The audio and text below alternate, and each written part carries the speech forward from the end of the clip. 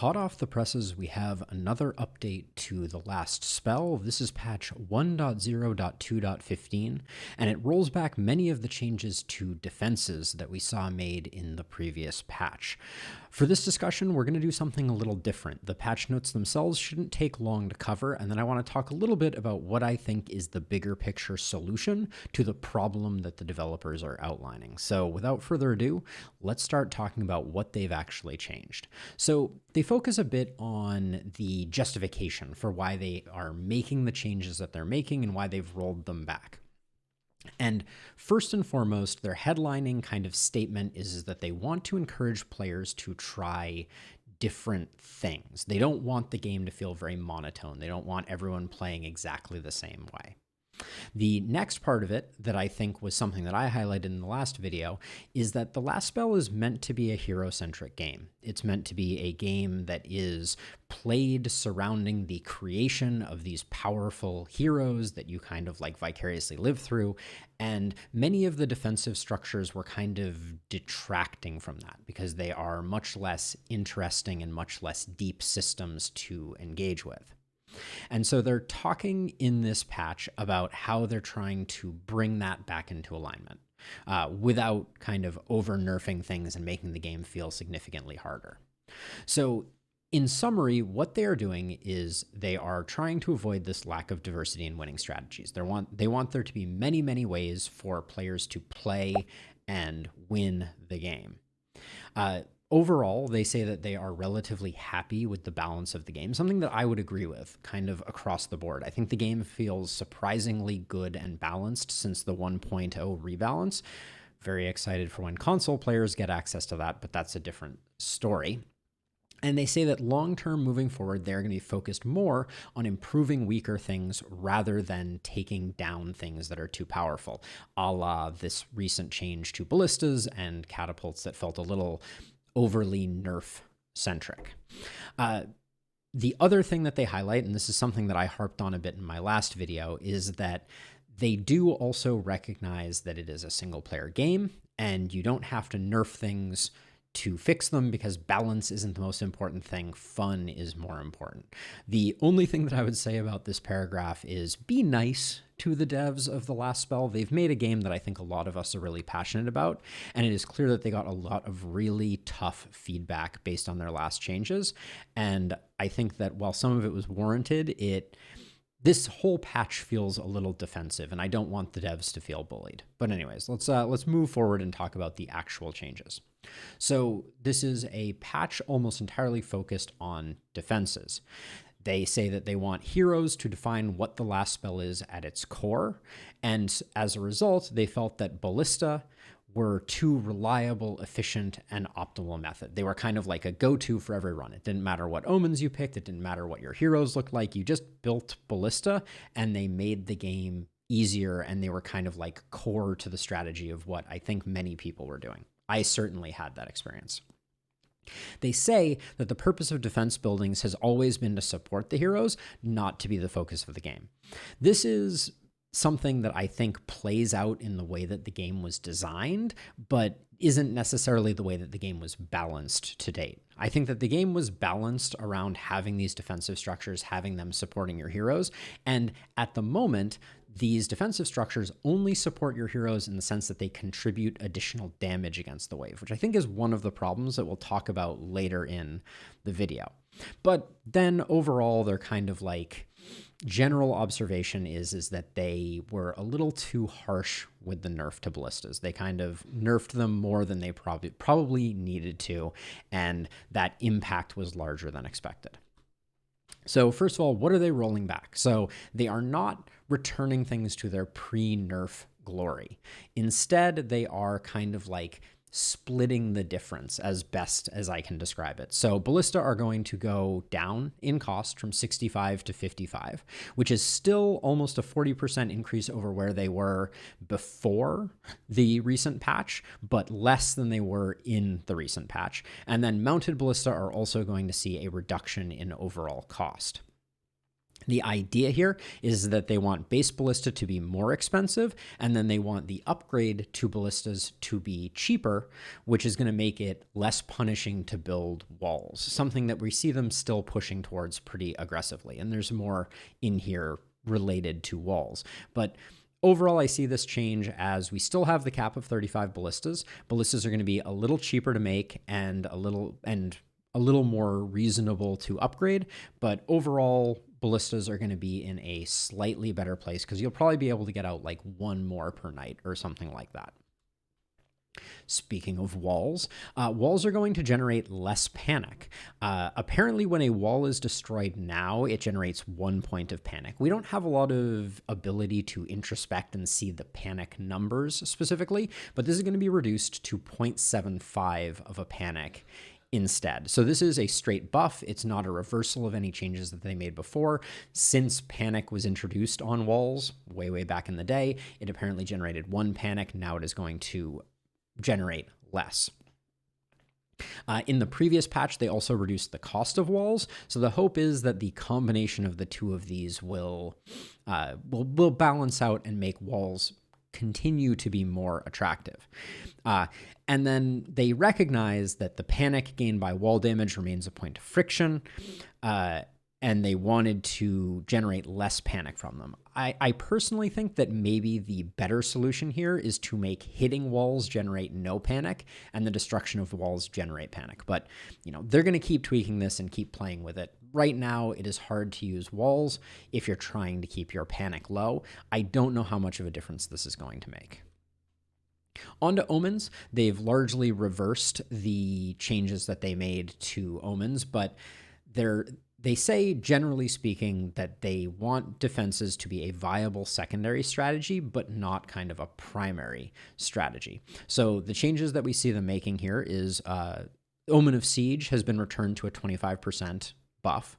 Omen of the Engineer has been returned to closer to what it was before the patch. It was, before the patch, 80% damage on the additional hit that it was making. Now it's 75% damage, which is up from 70%. This is kind of them splitting the difference and saying we over-nerfed, let's correct a little bit. The same happens with Omen of Trapper. Traps are now going to be 5% more effective, which is 5% less effective than they were before. And then Omen of Vulture is going to show us the actual gold and materials that will be yielded from it, which is good. At the moment, Omen of Vulture is in kind of an interesting position. We'll talk more about it in a future video, but I think the good thing about Omen of Vulture is that I think it's generating enough materials now. The hard thing about Omen of Vultures is that you have to protect corpses until they can rot, which I think is a little tricky. As for perks, Fortress Master, again, is getting the split the difference treatment, where it's not going all the way back up to 10 range, but it's getting middled at 8 range as compared to the 6 that it was nerfed down to. I think this is smart, but as we'll discuss in a minute, I think Fortress Master needs some more hot sauce on it, some more flavor. In terms of bug fixes, there aren't a lot of things that I think are worth covering here. But one that I think is very interesting is immunity now affects contagion, which previously was not a thing. That means that immunity is now a significantly stronger counter to opportunism heroes. Previously, you could use contagion to proc opportunism, even on an immunity-laden enemy, and that's very interesting. The rest of these changes I'm not going to worry too much about. So, in a nutshell, that's the update. I think that they make some good points, and we'll talk a bit about my philosophy around them. But overall, I think there is a more broad sweeping change that really should take place here, and we're going to cover that next as part of a post-patch notes pondering session. So broadly, I agree with the thesis that they made in their patch notes, which is that this is a hero-centric game, and it doesn't make sense that so much of their energy and attention and the energy and attention of players was focused on defenses and getting your defense strategy right? Ballistas are a relatively boring part of the game when compared to some of the other systems. The 4 that I mentioned here are itemization, stats, level ups, and perks. These are each deep, rich systems that exist within the game, as compared to build a ballista, it always hits for the same amount unless you change your omens. So pushing players to engage with these interesting systems and spend less time engaging with build a ballista that always looks the same is good for the health of the game, the replayability of the game, and the long-term enjoyment of the game. So overall, I think they're on the right track. I don't think the changes that they made here address the problem, though. So before we talk about exactly how I think we address the problem, I just want to briefly say that taking things away always feels bad. And, this is a single player game. They acknowledged that, fun is the primary problem here that they are trying to solve, and not everything has to be perfectly balanced. But I do think they probably need to take away some of the nature of defensive structures because of what I was describing before, which is that it also feels bad for people to engage with boring, simple systems when there are larger, more interesting, more complex systems, right? If the last spell becomes a ballista building simulator, people are going to play it 4 times. They're going to be like, cool, I have built all the ballistas I ever need to build for the rest of my life, and now I'm done with the last spell. And we don't want that. We want this to be a game that continues to thrive and live on, where people build interesting builds, try out cool stuff, and have a good time doing it. So my perspective is defenses need to change. And this is my modest proposal. First of all, I think we need to remove all damage from defenses. And by we, I mean Ishtar, but hopefully they're out there watching and this finds its way to them. But I think across the board, defenses being a damage source means that your heroes are kind of supplemental or playing in tandem with them. So instead, I think defenses should be built around creating hero synergy, making your heroes more strong, making your heroes have capabilities they otherwise wouldn't have. So that's the idea. And I focused on 2 of those components, debuffing and controlling enemies, as the focus of the changes that I think they need to make. I also think that traps should be made less spammable and more impactful. So I think if you saw my last run, I made probably 200 traps and ringed my base in them. I don't think that's particularly fun or engaging or interesting, and so I think less traps with more impact is an interesting thing. And then the last piece of this, and this is something that the developers have not talked about specifically, but I took as part of my approach, is that I wanted traps to feel grounded in reality. So I didn't want to make crazy random things. I think you could come up with some really insane, interesting ideas, but I wanted them to feel relatively like medieval, low fantasy, low tech type of thing. So I'm going to go through each of the defenses and I'm going to talk about what I think is the good idea. So first of all, I think the catapult could be changed to the tar launcher. So I'm imagining it's a catapult, but it's throwing this giant blob of sticky tar. And the effects that I think that would have is it would have the same area effect, but it would be -3 movement, and it would give a debuff to resistance. Now, I think this is interesting because if you've watched me play at all, resistance does have the ability to go negative as a debuff. So having another source of negative resistance is essentially a damage multiplier on your hero. If you hit a bunch of big, nasty units with this tar ball that you're firing off, the minus resistance is going to translate into more efficacy and more strength for your hero. And also, I like the idea of kind of like gooing up enemies. So I think that this creates an interesting play on catapult that is more hero-centric. Next, we have ballistas. And I'm imagining ballistas kind of being like net launchers or bola launchers. So instead of doing damage, I think the base effect should be a single target root on the base ballista. So it hits one target, it roots that target in place regardless of its movement points. If you upgrade to mounted ballistas, you change that root into a stun. So same effect, but now you're getting a mitigation of panic. Like if a runner runs into your base and it gets hit by a mounted ballista and doesn't get killed, it potentially gets stunned. And then Seasoned Operator, as it previously worked, would double the number of targets, but also increase the base stun chance. So maybe it's more likely in later nights that you're going to land those stuns. From my perspective, the intention here is that the ballista has always, from my perspective, been best at getting those like runners that slip by and, you know, cleaning up some of the random stuff or protecting your walls a little bit. I think it does that effectively here without kind of like going overboard and being like, okay, here are 50 ballistas. This would need to be tweaked. You might need to lower the number of ballistas more. Like having 32 ballistas with the ability to stun 64 enemies might be too much. Maybe keeping the stun chance low is good enough. I should also say that the mounted ballista would root and stun. So even if the stun is resisted, you're still getting some value out of it. You wouldn't want to make mounted ballistas worse. Now onto the traps. So this is the one that I'm probably most excited about. I think the damage trap should be replaced by a poison lure trap. The idea of it would essentially be that it is going to draw enemies towards it. And I'm imagining that it would have kind of an area effect that is like a plus symbol, kind of like ground slam. It would affect 5 tiles, and it would guarantee on a given turn, if it was active, that if there were 5 enemies that could move into the space around it, enemies would move into the space around it.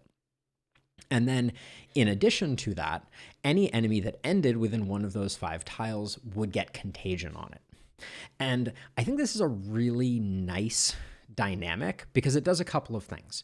I think that first and foremost, it gives you an additional contagion source that is not hero specific. You don't have to pick up the perk. You can build some traps. Second, I think it gives you some wave manipulation that is really exciting that we've been kind of lacking. The ability to kind of like pull enemies towards location could have a couple of ways to be played. You could play it near the edge of the mist just to get that contagion rolling, or you could play it in your base to kind of keep runners funneled into a specific location so they don't run all the way to your magic spell. I think this could be super duper cool, and I just like the idea of it. And the way that I think it would get balanced is every time enemies ended inside of that 5 tile radius, it would reduce its charges by 1, and after 2 times, the lure would be kind of used up. But I think the game needs something like this, and this would also play well with strategies around concentrating enemies in specific locations in order to generate more corpse piles. Next up is the snare trap. I think it would remain much the same, but I like the idea of it changing into a spike strip type of thing. So its area effect would be a wide 5 across, and rather than it being triggered by someone stopping on it, I think it would be triggered by people traveling over it. And each turn that people traveled over it, it would reduce its charges by 1 until it eventually was used up, and it would reduce movement on everyone that passed by it. Think of it like the spike strips that the police deploy to stop cars. You're essentially giving flat tires to the enemies. And maybe it has a max of 10 units spiked before the spikes are dulled. But I think this is a much more interesting way, because I think right now getting enemies to stop on a snare trap is nigh impossible. So you need a more flexible and interesting way to enable this, and I think that something like this could be pretty effective. Then last but not least, we have the stun trap, which is going to get probably the most profound overhaul, because I think stun is now the domain of ballistas. So instead, we're going to have what I'm calling the shrapnel trap. And this is going to be a explosive style trap. I think it probably only has 1 charge, so it just goes off and it is done.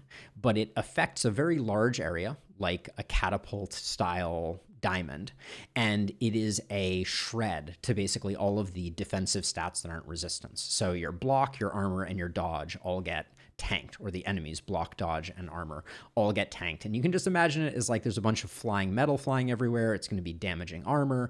It's going to be, making things less nimble, etc. And I think this would be really cool, because I think that it would give some value around if you can lure specific large enemies into a shrapnel trap, it's going to be significantly easier to get them killed. I think this is probably the one that needs the most work, but nonetheless, I think it's an interesting idea. And then last but not least, with all of these, we would need an overhaul to Fortress Master. And I think Fortress Master really deserves a blood magic style rework. So I think every trap, ballistas, and catapults should have an improvement that is kind of unique and exciting to make Fortress Master kind of tasty.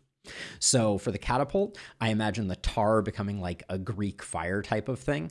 I know creating a whole new debuff for this would be perhaps too much, but it could just even be a poison dot for 25 that enemies kind of landed on. So some type of minor damage, not enough to make the catapult singularly decimating, but enough to make them kind of interesting and have a little bit of flavor to them. Then ballistas, I think it would still add an additional target, increase the movement penalty. Since it's a root, maybe or maybe not. But the last, and I thought this was fun, was add mark to the enemies, reducing dodge. So this is the same concept as the mark perk, but you would get it from the ballista, and it would make cleaning up the things that it stunned more effective. The lure trap, I think, should be increased in its radius. So rather than being that plus symbol, now it could be a 3x3 square around the lure trap, and it could give poison to all of the enemies in addition to the contagion that it's adding. I don't think this would make it overly powerful or enough, but there might need to be some limits just because there could be a world in which you build 1,000 lure traps and everything just gets instant poisoned into oblivion and can never move. So I think for some of these, you might have to have a limit. Like there can be no more than 10 lure traps on the battlefield at any given time.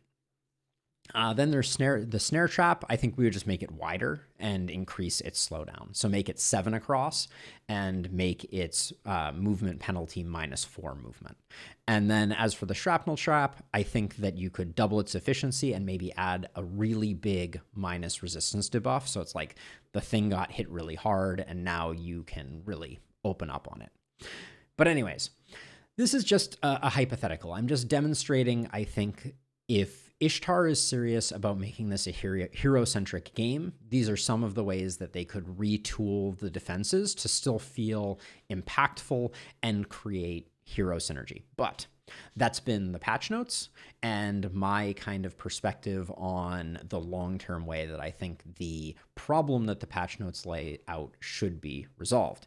If this video was interesting or fun for you, please leave a like, leave me a comment with what you think the traps should be, how you would rework any of these systems to make them more effective. But for now, that's going to do it for me. I hope you have a wonderful rest of your day, and I will see you all in the next one. Bye-bye.